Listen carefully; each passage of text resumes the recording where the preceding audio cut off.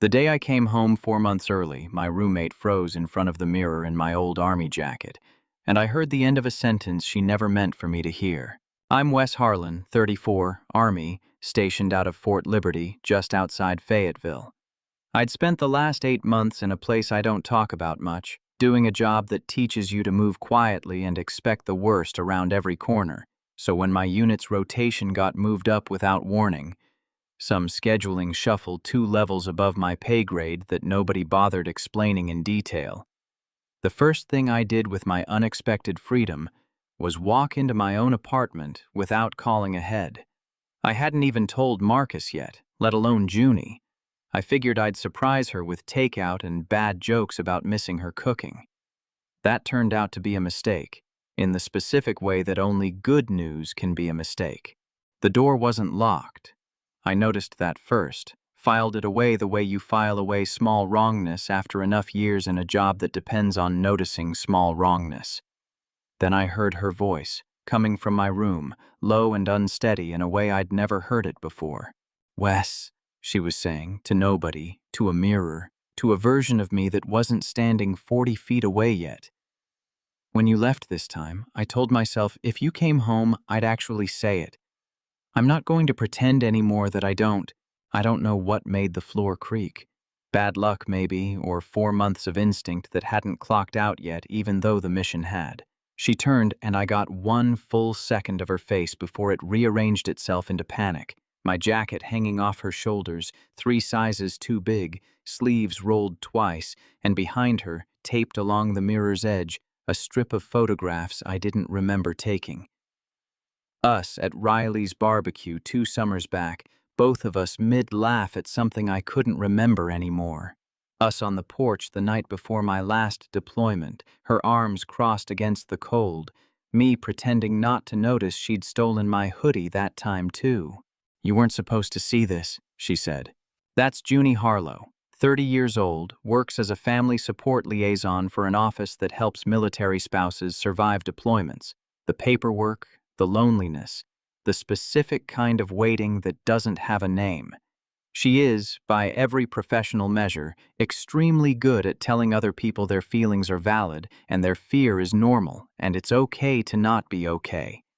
She has never, as far as I can tell, applied a single word of that advice to herself. She keeps a running list taped inside a kitchen cabinet where she thinks I've never noticed it, of small things she's afraid she'll forget about people she loves. My coffee order, my mother's birthday, the fact that I hate cilantro with a passion most people reserve for actual enemies.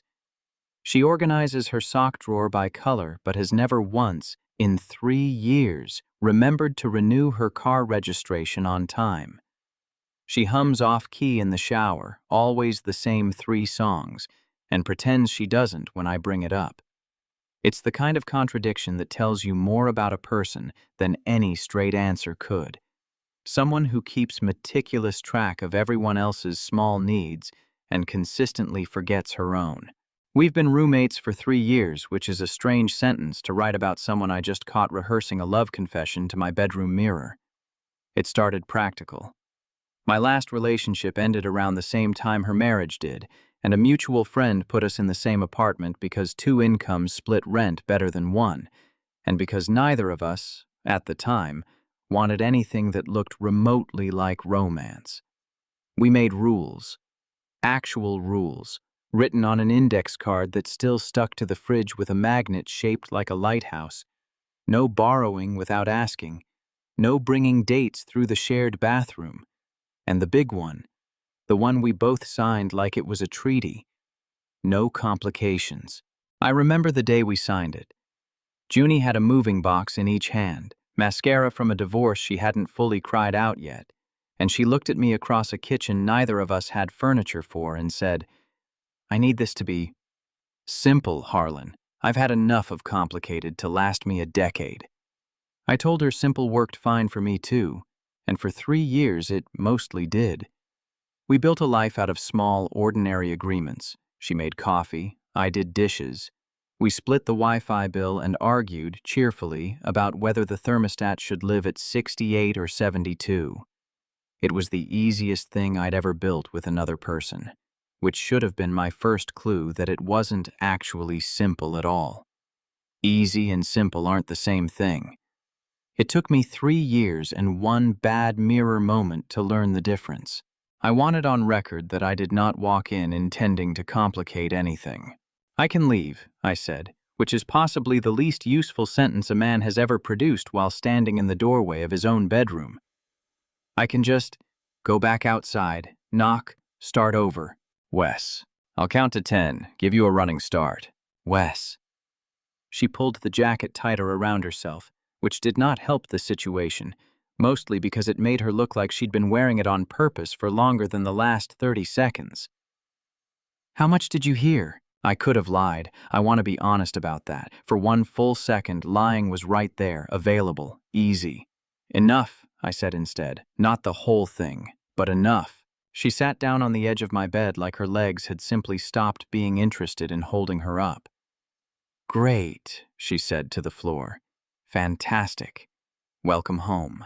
I stood there holding my duffel bag like a man who had just walked into the wrong support group. "Is that my jacket?" "It's laundry day," she said, far too fast, far too flat. "I ran out of clean things." "You have an entire dresser of clean things. I've seen it. It's disturbingly organized." "Wes, I'm just saying statistically the jacket seems like a specific choice." She looked up at me and something in her face gave way, just slightly, the particular give of a person who has been holding a shape for a long time and finally feels it start to slip. "I wear it sometimes," she said. "When you're gone.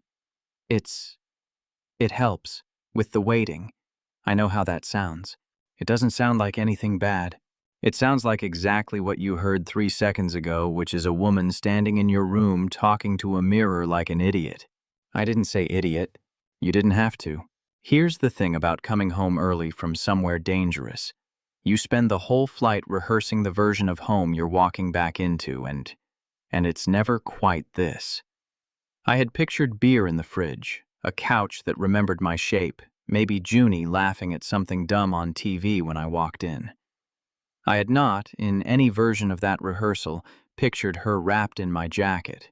3 years of an index card treaty sitting on the fridge behind us like a joke neither of us was laughing at anymore. "We don't have to talk about it," I said, mostly because I didn't trust myself to say anything better. "Whatever you were about to say to the mirror, we can just pretend this was a weird welcome home surprise and move on." Junie looked at me for a long moment, something unreadable moving behind her eyes, and then she nodded, too quickly, the nod of a woman grabbing an exit she hadn't expected to be offered. "That would be good," she said. "That would be really good, actually." So that's what we did. For about 11 days we pretended. It is, I have since learned, extremely difficult to pretend you didn't hear the beginning of a sentence like that from a woman you've lived beside for 3 years. It sits in a room with you. It rearranges the furniture without moving anything. I'd catch her jacket-wearing tell. She'd started leaving my closet door open a crack, like she couldn't quite commit to closing the evidence away. And I'd say nothing. And she'd say nothing. And we'd both perform an elaborate, exhausting normalcy over dinner that neither of us believed. My buddy Marcus, who I've known since basic and who has the tact of a man who spent a decade in artillery, came by on day 4 to help me get my truck running again, and clocked the whole thing in about 90 seconds flat. "Something's off in here," he said, standing in my kitchen, looking between me and the closed bedroom door like a man reading a crime scene. "You two get in a fight?" "We didn't get in a fight." "Then why's the air in here doing that thing, that specific thing?" "What thing, Marcus?" "The thing where 2 people are being extremely polite to each other in a way that means somebody's hiding something." He grabbed a beer out of my fridge without asking, which was technically a violation of a rule that wasn't even his. "You know I've got eyes, Harlan. I watched you two orbit each other at Riley's barbecue for 2 years before you'd admit you even liked living together. I know what it looks like when something's simmering." "Nothing's simmering." "Sure." He took a long pull of the beer, entirely unconvinced. "Whatever you say, man. You've been back 4 days and you already look like you're bracing for something. That's usually a tell." I didn't tell him about the mirror, Some things you don't hand off even to the guy who dragged you out of worse situations than this one. But he wasn't wrong about the bracing. I'd started noticing it myself, the careful, deliberate distance we were both keeping, like two people walking around a hole in the floor they'd silently agreed not to mention. She told me, over those 11 days in fragments, the parts of her I hadn't fully clocked before, the way you don't clock the load-bearing walls of a house until someone starts talking about knocking one down. Her marriage had ended 3 years back, not with a bang, just a slow leak. A husband who found deployments easier to handle by finding someone who didn't deploy.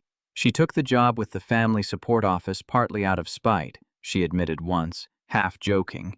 If she couldn't fix her own marriage, she could at least get very, very good at helping other people survive theirs. "You're better at this than you think," I told her one night, over dishes back when the jacket thing was still an unspoken rule between us. "The job, the waiting stuff. I've seen the spouses at the readiness briefings. They talk about you like you're some kind of secret weapon. It's easy to be good at something when it's not actually happening to you," she said, scrubbing a plate she'd already scrubbed twice. "I can tell a scared wife her husband's convoy is fine and mean it, because it's not my hands shaking. It's a different kind of easy. And when it is you?" She didn't answer that one. I noticed she didn't answer it. I filed it away with all the other small wrongness I'd been collecting since the mirror, and told myself, the way you tell yourself things you don't fully believe, that it wasn't my business to push. On day 9, we almost broke the pretending early, and neither of us was ready for it yet. I came home to find her sitting on the kitchen floor, back against the cabinets, staring at nothing in particular, a mug of cold coffee forgotten beside her. "You okay?" "I had a rough one at work," she said, which was true, and also, I suspected, not the whole truth. "A wife came in today. Husband's convoy hit something bad. He's fine. He's actually fine, that's the thing. Everyone kept saying he's fine. But she sat in my office and just shook for 20 minutes, and I kept thinking, that's going to be me someday, except I don't even get to call it official yet, because we don't have a word for what this is." I sat down on the floor next to her, our shoulders almost touching, close enough that neither of us moved away. "We could give it a word," I said carefully, testing the ground the way you test ice before you put your full weight on it. She looked at me. Something raw and unguarded flickering across her face for exactly 1 second. Then it closed again. Deliberate. The same door I'd watched shut in the kitchen a week earlier. "Not today," she said. "I can't do today. Today I just need to sit on the floor and not be the strong one for 5 minutes." So I let her have that. I sat with her until the coffee went colder, and neither of us said the word out loud, and I told myself there'd be another day for it, not knowing yet how few of those days we actually had left. That lasted until day 12, when my company commander called and gave me news that made the pretending collapse under its own weight. 3 weeks, he said, in the flat, apologetic voice officers use when they know they're ruining someone's whole month. "New rotation schedule. You're back out in 3 weeks, Harlan. Short training rotation this time. Stateside command needs bodies for it." Not the same place, not the same danger, but gone again. Just when home had started feeling real. 3 weeks. I'd been home 12 days. I hadn't even finished unpacking the duffel bag sitting open on my floor like a wound that hadn't decided whether to close. I told Junie that night, over the same dinner table where we'd spent 11 days performing normalcy at each other. She went very still, fork halfway to her mouth, the specific stillness of someone doing math they don't like the answer to. 3 weeks, she repeated. 3 weeks. "That's not," she set the fork down. "That's not enough time." "Enough time for what?" She looked at me, and for a second I thought she was finally going to finish the sentence I'd interrupted 12 days earlier. Instead, something in her face closed, deliberate and visible, like a door being shut on purpose. "Nothing," she said. "Never mind, I'm glad you're not going somewhere as bad this time. That's good news, Wes. I should be. That's good news." "You don't look like it's good news." "I'm processing it professionally," she said, with the brittle brightness of a woman quoting her own training manual back at herself. "I help people through exactly this. I know all the steps. Junie. I'm fine, Wes. She was not fine. I didn't need 3 deployments worth of reading people to know that. But I let it sit, because pushing hadn't worked for 12 days and I didn't see why it would start working now. And because some coward part of me was relieved to have an excuse not to finish what she'd started in the mirror either. The countdown did something strange to the apartment after that. Every ordinary thing took on the weight of a last time. Last grocery run together, arguing over generic versus name-brand cereal like it mattered. Last Sunday, where neither of us had anywhere to be. I caught her, twice, standing at my closet with her hand on the jacket and not taking it out, like she was rationing herself in advance for the 12 weeks she wasn't going to have it. You know that's not going to work, right? I said the second time I caught her. What's not going to work? Pre-rationing yourself off something before you even have to be. You're going to do the thing you tell those spouses not to do. Grieve it before it's gone. I'm a hypocrite, Wes. Occupational hazard. She shut the closet door gently this time, like she was closing something she intended to open again properly, later, on purpose. I give good advice for a living. I've just never been very good at taking my own. I went with her to the readiness office one afternoon, mostly because she asked and I didn't have a good reason to say no. I got to watch her work for the first time in 3 years of living together, and it undid something in me I hadn't expected. The office smelled like burnt coffee and printer toner. Junie's desk sat by the window, covered in the organized chaos of someone who knows exactly where everything is despite appearances. Benefits forms, a jar of mismatched pens, a dish of butterscotch candies for nervous spouses who needed something to do with their hands. A young wife, couldn't have been older than 23, sat across from that desk with a toddler on her hip and a stack of paperwork she clearly hadn't slept enough to understand. Her husband was 6 weeks into a deployment, and she was, by every visible measure, unraveling quietly. Okay, Junie said, sliding the candy dish across the desk. First, eat one of those because you look like you skipped breakfast. And second, hand me the actual form, not the one you've been carrying around folded into fourths for a week. The young wife let out a short, surprised laugh. How'd you know it was folded into fourths?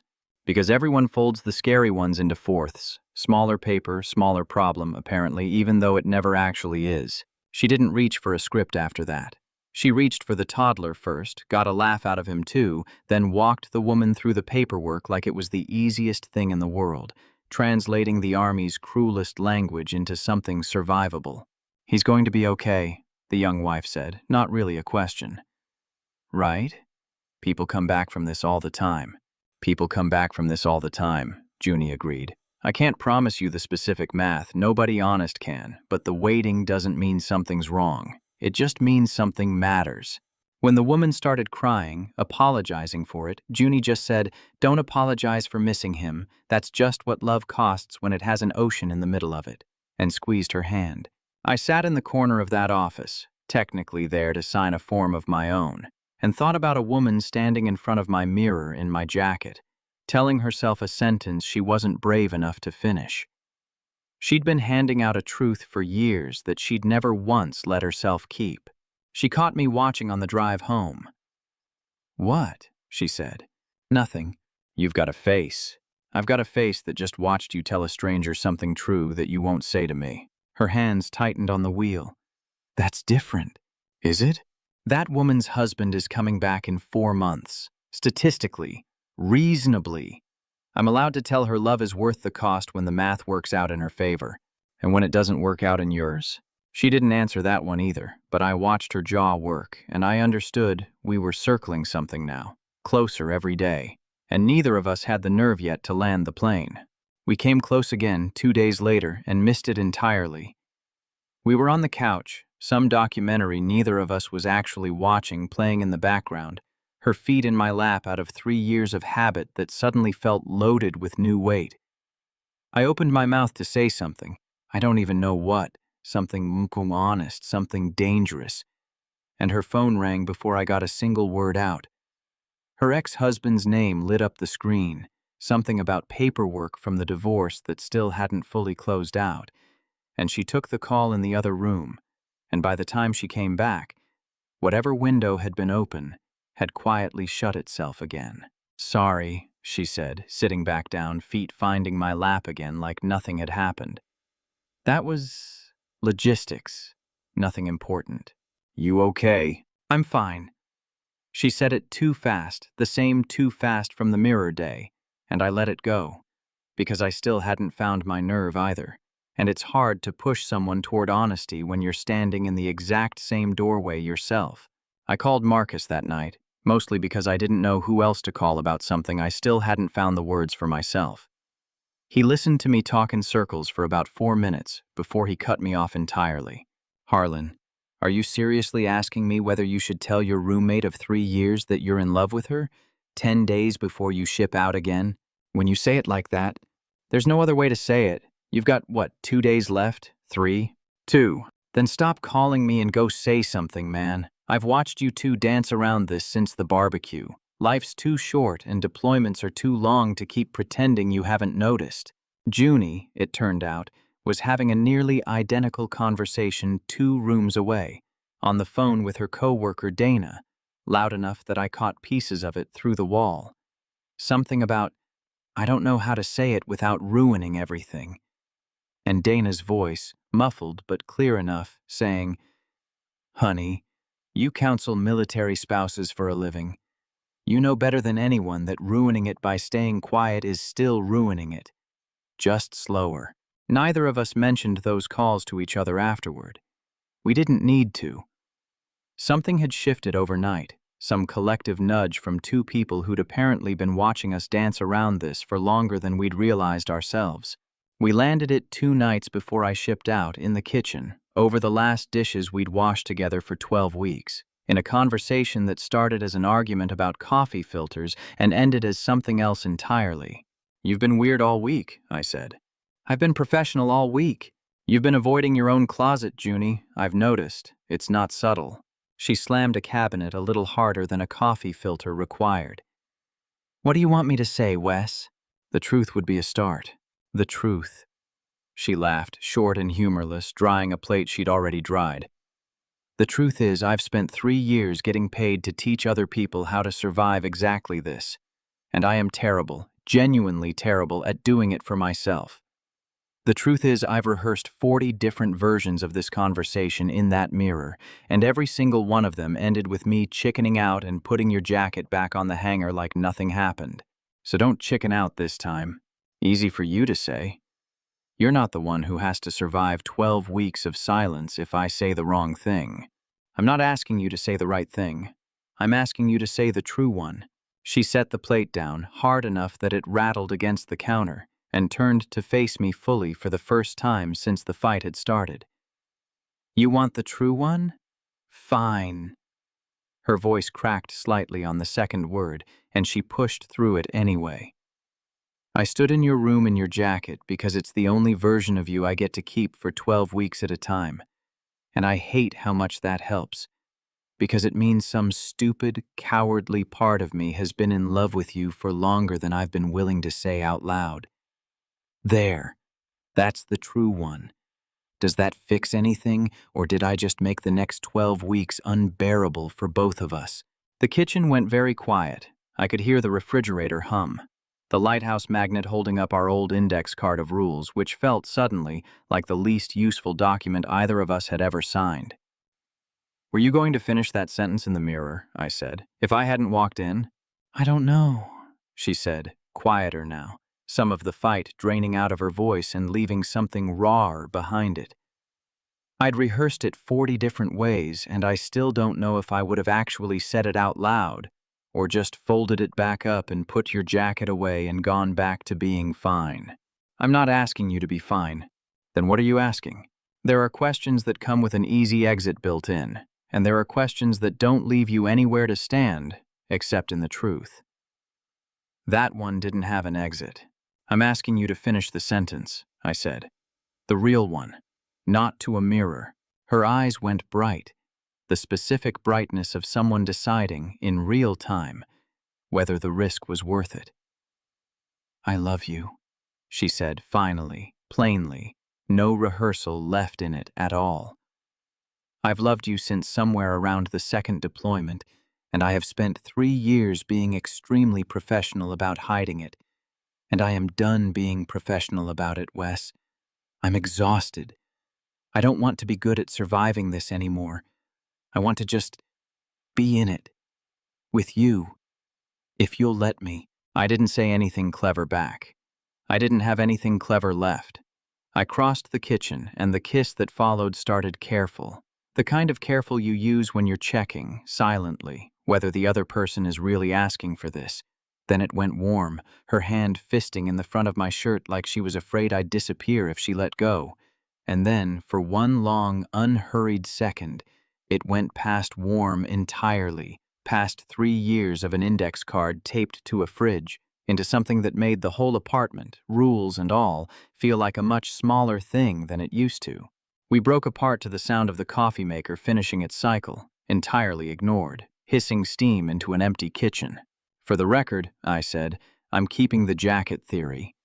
I think it's the least embarrassing thing that's happened to either of us all week. Don't push it, Harlan. Too late. I've got 2 more days to push it. She laughed, actually laughed, the first unguarded sound I'd heard out of her since the mirror, and rested her forehead against my chest like she was finally allowed to stop holding something up. We stayed like that for a long time, longer than either of us needed to, mostly because neither of us wanted to be the one to admit the clock was still running underneath all of it. 2 days isn't very much time to build a whole new shape for something that had spent 3 years pretending to be simple. We spent it anyway, carefully, the way you spend money you know is running out. A long walk along the water that neither of us talked much during. A terrible movie we watched with our hands laced together, instead of paying attention to the screen. A very long conversation at 2 in the morning about all the things we'd apparently both been noticing about each other for years, and never once said out loud. I used to time how long you'd be gone at the gym, she admitted, somewhere around 3 a.m., just so I'd know exactly how much longer I had the apartment to myself to not think about you. That's insane. You once rearranged my entire spice rack alphabetically because you said it was bothering you. I think we're both a little insane, Wes. That was a public service. It was possessive, and you know it. She wasn't wrong, I didn't argue. Somewhere in the middle of all that borrowed time, she called her mother, put the phone on speaker without warning me, and announced with zero preamble, Mom, I'm dating Wes now. The roommate. Yes, that Wes. No, this isn't new. I've apparently just been bad at admitting it. Her mother's laugh crackled through the speaker, warm and unsurprised. Took you long enough, sweetheart. Your father and I had a bet going. Junie hung up, looking equal parts mortified and lighter than I'd seen her look in weeks. Like admitting it out loud to someone outside the two of us had made it more real, in the good way, the way that sticks. Deployment day arrived faster than either of us wanted, the way it always does once you've got a reason to want the calendar to slow down. Junie drove me to the base herself this time. No goodbye committee, just the two of us in a rental car with bad air conditioning, both of us talking too much about nothing to avoid the actual thing sitting between us. Marcus is going to be insufferable about this, I said, somewhere around the second red light. He's going to say he called it. He did call it, at Riley's barbecue 2 years ago, apparently, according to him. He exaggerates. Does he, though? I didn't have a good answer for that one, so I let it go, watching the base gate come up faster than I wanted it to. At the gate, she didn't cry the way I half expected. She just held on to the front of my uniform for a long moment, the way you hold something you intend to still be holding when it comes back. I'm not going to wear the jacket while you're gone, she said. New rule. Why not? Because I don't need a piece of fabric to feel close to you anymore, she said. I've got the real thing now. I can survive 12 weeks on that. That's either very healthy or a setup for a rough first week. Probably both, she said. Welcome to loving me, Wes. I shipped out 4 days later than expected. Paperwork, the Army's favorite plot twist, which gave us one more Sunday than either of us had planned on, and we spent it doing absolutely nothing, which turned out to be the best nothing of my life. We didn't talk about the deployment. We didn't rehearse anything for a mirror. We just existed in the same small apartment, her feet in my lap, the lighthouse magnet holding up an index card neither of us had bothered to update yet. And it was, without question, the calmest either of us had felt in 3 weeks. The 12 weeks that followed were long in the specific way deployments are always long, measured not in days but in the small rituals you build to survive them. She wrote actual letters, the paper kind, something I hadn't expected from a woman who spent her working life drowning in digital paperwork. I called when I could, which wasn't often, and every time I did, she'd answer with the same line, half joke and half truth. Still not wearing the jacket, still surviving. Barely. The letters themselves became their own small ritual. She numbered them, top corner, the way she said she'd learned from spouses at the office who did the same thing to keep track of how far into a deployment they'd made it. Letter 14 was mostly about a leak in the kitchen sink she'd fixed herself, badly, and a very long complaint about the index card still stuck to the fridge, the one she still hadn't gotten around to updating. Letter 22 mentioned, almost as an aside, that she'd started sleeping better, which she said she wasn't going to examine too closely because examining it felt like tempting fate. I read every single one of them more than once, tucked into the same pocket, over my heart, until the paper started to soften at the folds. Marcus, predictably, would not let it go. He sent me a single text 3 days after I shipped out that just said, "Told you so, Harlan," and I didn't dignify it with a response, mostly because he had, in fact, told me so. Somewhere around week 8, Junie sent a letter that didn't sound like her usual letters, steadier, less performed, the handwriting of someone who'd stopped rehearsing what she was allowed to feel. She wrote about a spouse at the office who'd finally gotten her husband's homecoming date, how the whole waiting room had cried when the news came through, herself included, for the first time in 3 years of doing that job without letting it touch her. "I think I finally understand what I've been telling people for 3 years," she wrote. "It was never really advice, it was just a rehearsal for the day I'd need to believe it myself." I read that letter 4 times before I folded it up and put it in my pocket, over my heart, in a gesture I would have found deeply corny about anyone else and found, about her, exactly right. 12 weeks later, I came home on schedule this time. No early surprises. A text sent an hour out so nobody would have to freeze in front of any mirrors.